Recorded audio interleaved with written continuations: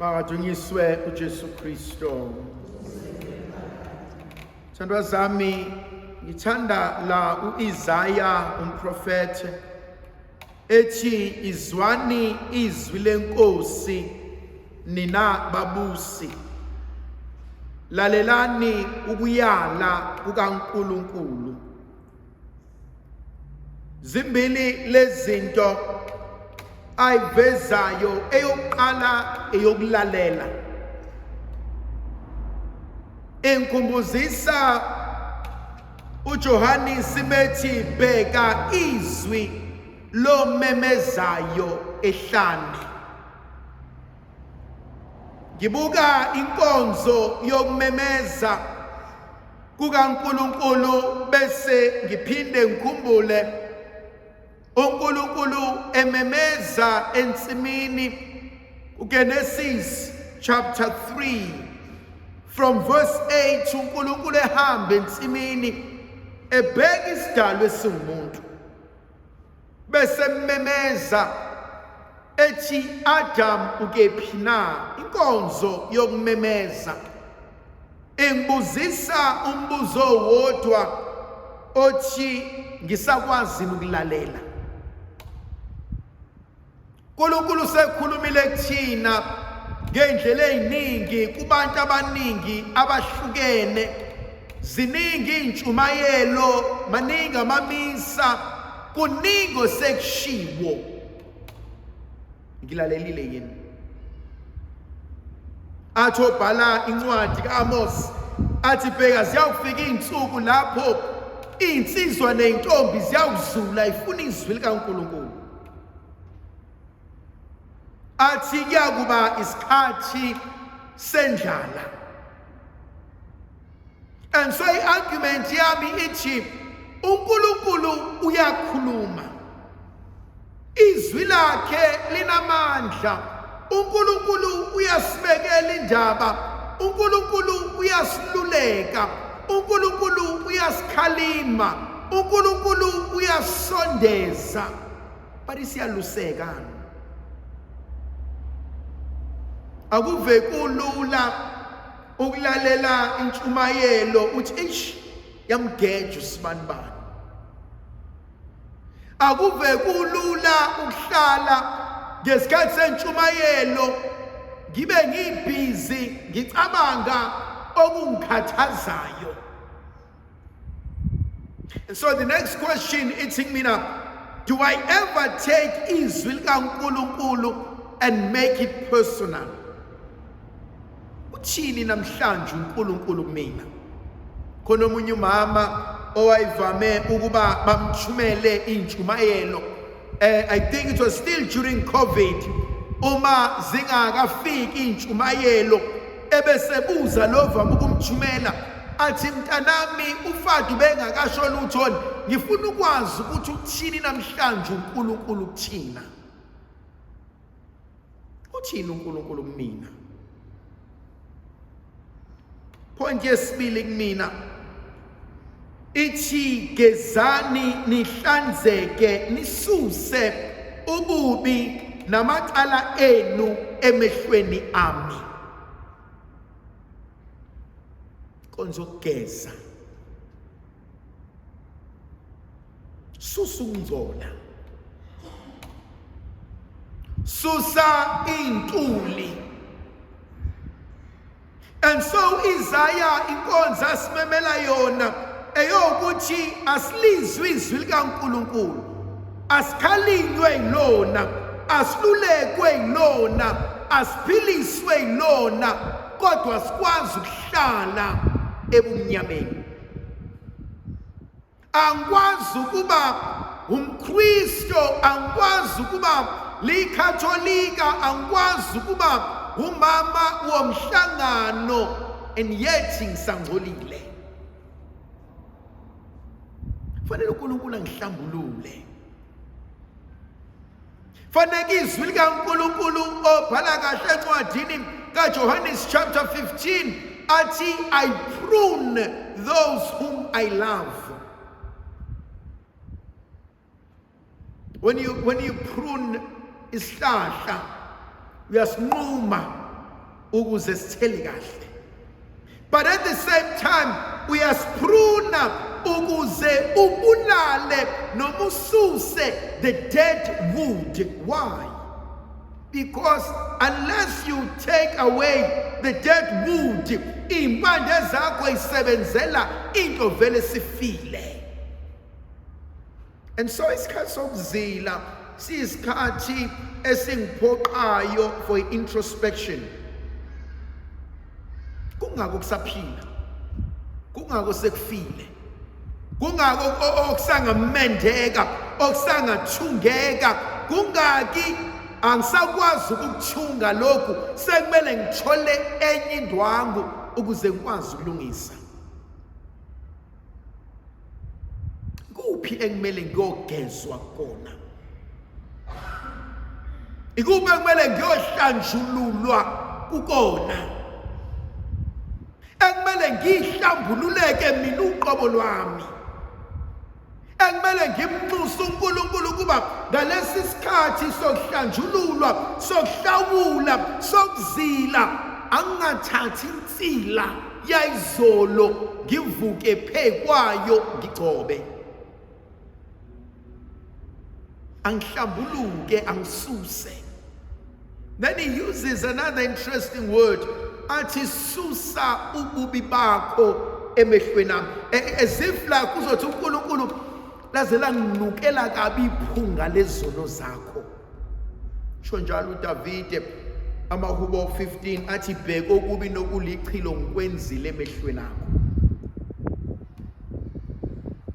Angikwazi ukuba izono zami maziliphunga elibi ngivumele ihlale phambi kaNkulunkulu. And so inkonzo uNkulunkulu asinikeza yona, yes, eyokulalela, yes, eyokukhalinywa, yes, eyokukhuliswa, yes, eyokuhlanjululwa, yes, eyokugeza, kodwa futhi inkonzo engiphoqayo ukuthi izono zami mayisuke.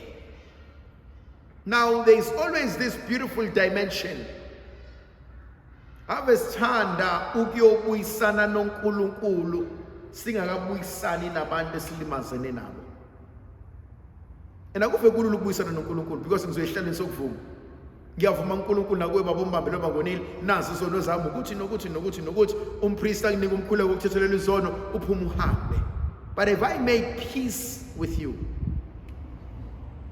and so bese ngiqhosha ngokuthi vele sengiyile esihlalweni, yes ngiyile, yes ngixolelwe, but bangaka abantu abanengekayo ngami, bangaka abalimele ngami, bangaka bangakapholi ngokwenza nokukhuluma kwami.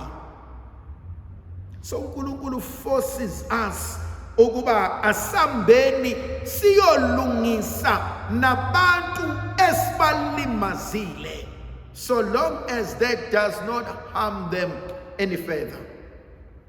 Khona omunye umuntu othi ngiright ngila ulapho. Khona abanye abantu that you love them from a distance, eh? And that's the best medicine you can do. Ngiyathanda kodwa hlala lapho ngizi la anginanxa nawe. So xabana ke mawususondela, hayi ukuthi ngiyakunyanya, hayi ukuthi ngiyakuzonda, hayi ukuthini, ngiright mfethu kodwa ngicela uhlale lapho. And there's nothing wrong with that. So kuba khona enye i-dimension engithintayo, uthi yekani ukwenza okubi nifunde ukwenza okuhle bese nikhuthalela ukulunga.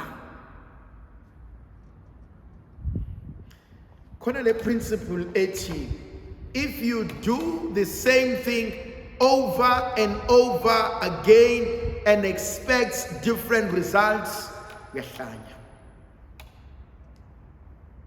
You can't do the same thing over and over and over and expect some results.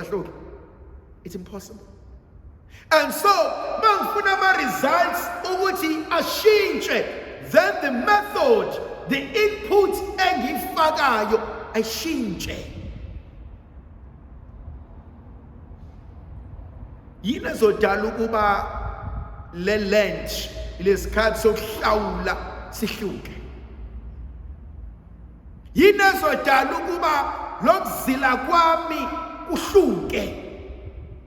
Yini ezodala ukuba leli misa lihluke? So that the results are different. Yeka okubi, funda ukwenza okuhle, bese ukhuthalela ukulunga. Mhlambe kumina kuleli igama elithi khuthalela ukulunga bengizothi funda inkonzo yokuthoba. What do I mean by ukuthoba? Inkonzo ethi ngifundise Nkosi ngibe yilokhu ofisa ngibe khona.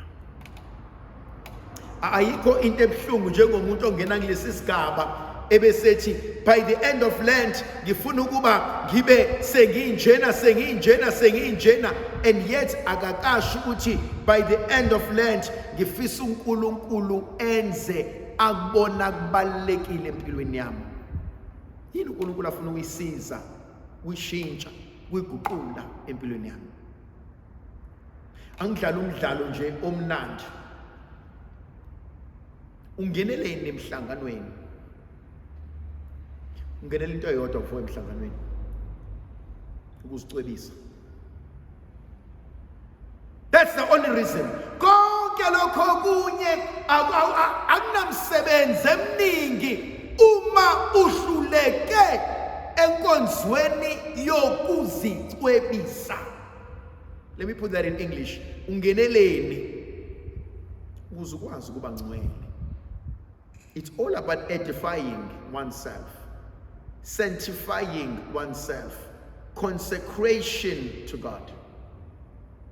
Umhlangano, uAnna, uFrancis, uMaria, uJosepha abangisize ngenkambo yabo ukuze ngisondele ebungcweleni bukaNkulunkulu. Kade ngise evenda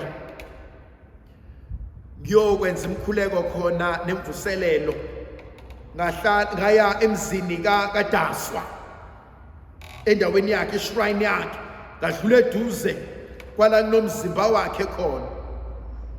It's only one thing that touched me more than anything. uDaswa was not Catholic. Wahlangana noFather Benedict. Father Benedict before abofata istory sithi wayeyindoda, a normal man eshadile, washonelwa unkosikazi, wakhulisa abantwana bakhe uBenedict lo mebakhulisile abantwana when they were over 18 or 21 waseya applya ekade umshumayeli ukuba abofata, wagcina egcotshiwe. Uchese ufata ingane zakhe seyikhulile sezilena ufata uBenedict. One day uBenedict Daswa uyavakasha noanti wakhe baye esontweni lamaRoma, afike athintwe intshumayelo nenkambo kalofata aqala ngqa ukumbona. Then he goes back home evenda. Athi ngiyile emaromeni ngathola umfundiso njena ngafunda ukuthi athi now I want to deepen my faith when I'm back at home. Then his life changed. He started deepening his faith. Eventually wabhabhadiswa, eventually waba yikatholika, eventually waphila impilo yobungcwele, eventually wa-impact abantu abaseduze kwakhe how to be an ordinary holy person.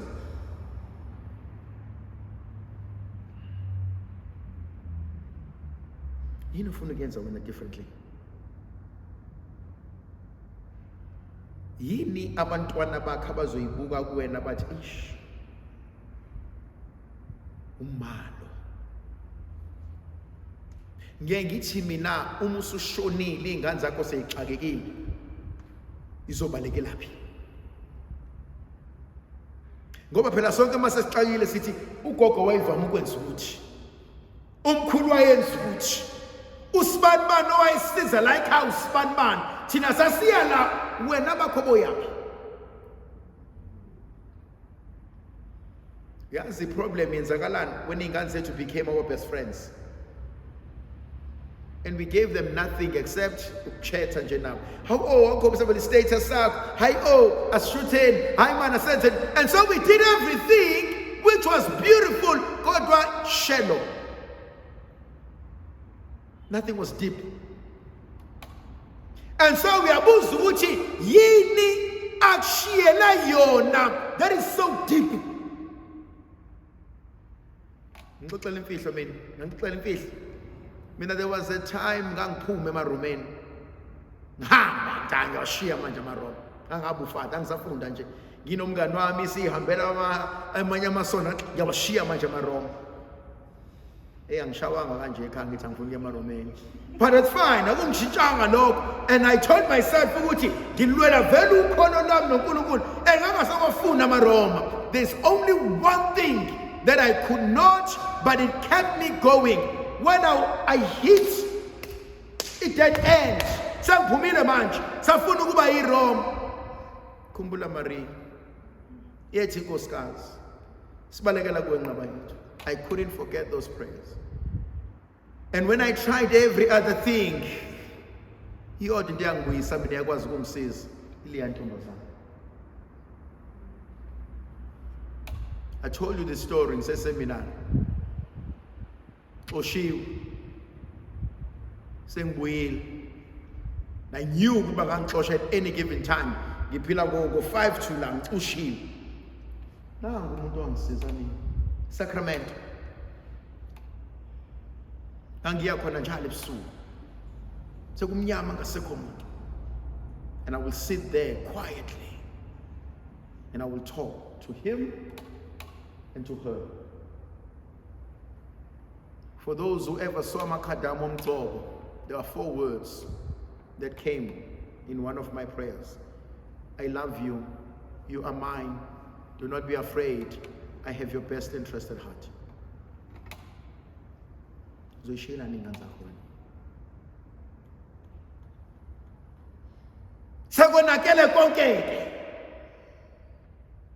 We've done our wills, we've done our trust, we've done everything material.